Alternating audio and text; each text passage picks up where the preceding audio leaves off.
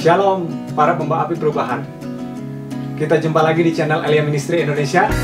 Kali ini kita akan berbincang-bincang dengan seseorang yang telah membawa banyak perubahan dalam hidup banyak orang.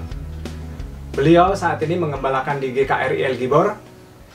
Beliau ini adalah Bapak Padrihan. Shalom Pak. Shalom. Bagaimana kabar? Puji Tuhan, selalu baik.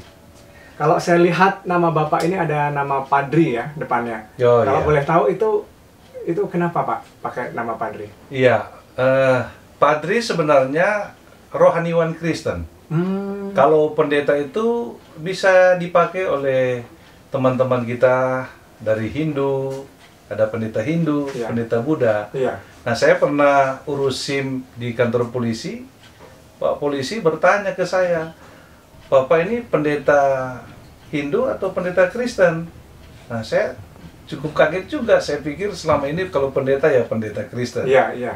Ternyata memang saya pelajari di kamus, Padri itu ternyata pendeta Kristen atau rohaniwan begitu Kristen. ya. Jadi Itu saya di pakai kamus- sekarang.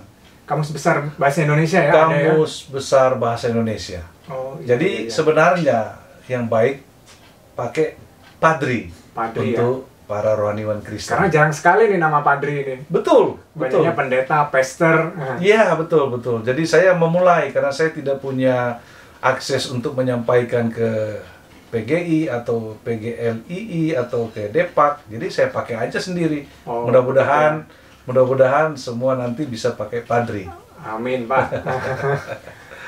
Nah, kali ini kita kan sudah banyak bahas ya di channel Elia Ministry Indonesia ini tentang doa. Iya. Nah, saya mau bertanya, kan kalau orang Kristen itu kan ya harusnya memang berdoa ya.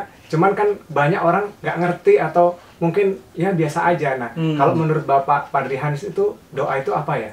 Iya. Ya, doa sebenarnya bagian yang tidak bisa dipisahkan dari kehidupan orang percaya atau orang Kristen. Boleh dikatakan doa itu nafas orang Kristen ya, yang sering kita dengar.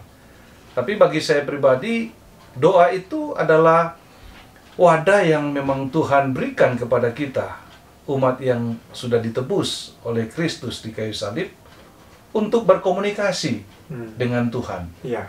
Jadi doa itu sebenarnya hubungan intim, ya, berkomunikasi dengan Tuhan, dua arah. Iya. Saya berbicara dengan Tuhan, Tuhan juga berbicara kepada Iya. saya lewat rohnya. Ya, namanya komunikasi kan harus dua arah ya, Pak. Ya, betul. Nggak mungkin monolog. Betul sekali. Iya, iya, iya.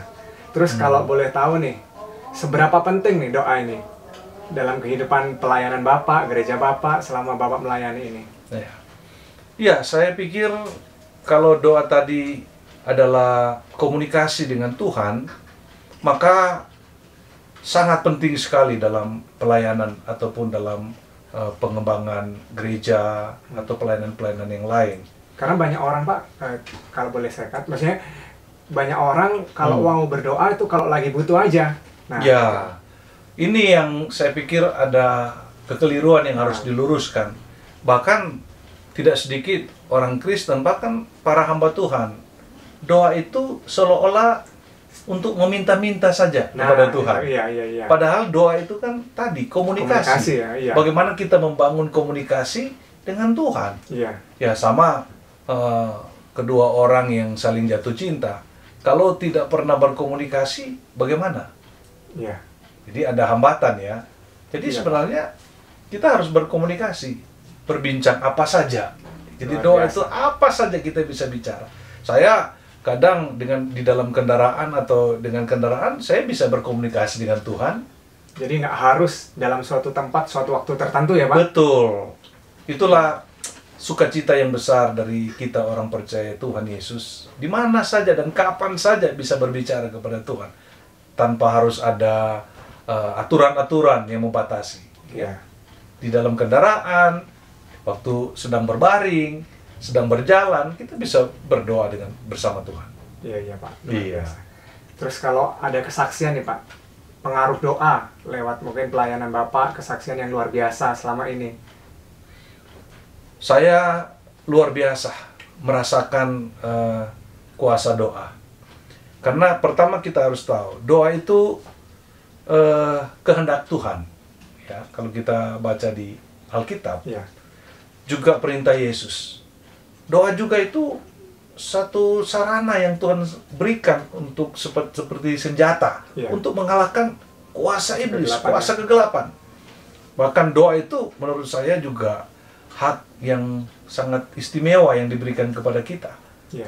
Dan itu juga sebagai wadah kita menerima berkat-berkat Tuhan. Karena Tuhan bilang, mintalah, Ya. carilah, ketoklah. Itu perintah Tuhan. Ya. Jadi kita harus manfaatkan itu. Nah, saya dalam perjalanan hidup pribadi maupun dalam pelayanan, bahkan dalam pengembangan gereja, terasa sekali bahwa doa itu sungguh-sungguh sangat memberikan kuasa yang hebat. Yang luar biasa ya. Iya, Kuasa.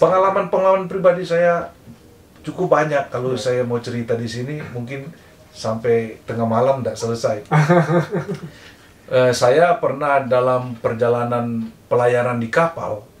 Waduh, itu ceritanya mengerikan Di sekali. kapal menuju mana nih, Pak? Waktu itu saya masih SMA. SMA. Saya berangkat pindah sekolah dari Sulawesi Tengah ke Sulawesi Tenggara.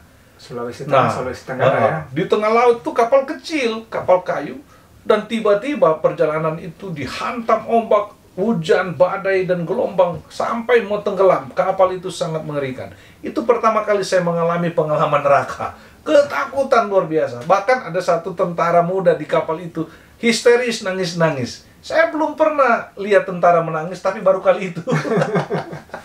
Dan saya berdoa dan saya minta, Tuhan tolong. Wah, kapal itu sudah nggak karu-karuan. Orang jatuh. Wah, muntah. Mengerikan. Sudah istilahnya tinggal tunggu tenggelam. Iya. Tapi begitu saya ingat, Tuhan Yesus pernah meneduhkan danau yang bergejolak. Dan saya waktu itu berdoa dan berseru, Tuhan Yesus, tolong Tuhan. Selamatkan kami. Saya berdoa dengan tangisan air mata. Hanya dalam waktu 10 menit, kapal itu teduh sekali. Luar biasa, Pak. Luar biasa. Sampai Kuasa di Tuhan pelabuhan. Iya. Kuasa Yesus. Dan itu pertama kali saya mengalami kuasa doa itu. Iya. Dan benar-benar saya katakan Yesus itu Allah yang hidup. Amin. Dari kesaksian tadi, Pak, mungkin ada pesan-pesan untuk pendengar dan penonton di channel Elia Ministry Indonesia bisa Bapak sampaikan? Ya, baik. Untuk seluruh masyarakat Indonesia dan khususnya untuk umat Kristen Indonesia, saya mengajak kita semua, bila kita sungguh-sungguh telah menjadi umat pilihan Tuhan, telah ditebus dengan karya Kristus di kayu salib, kita bukan milik kita lagi, tapi kita adalah milik Kristus. Kita harus menjalin hubungan yang intim dengan Tuhan melalui doa.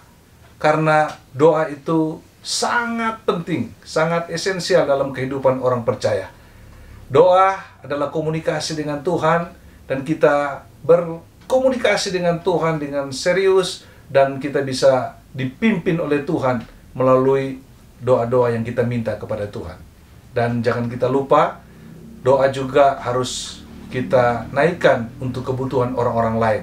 Jangan mendoakan untuk diri sendiri, tapi mendoakan untuk kebutuhan orang lain, doakan bangsa kita supaya sejahtera, dan doakan untuk seluruh umat manusia supaya mereka bisa menerima keselamatan yang kekal di dalam Yesus Kristus.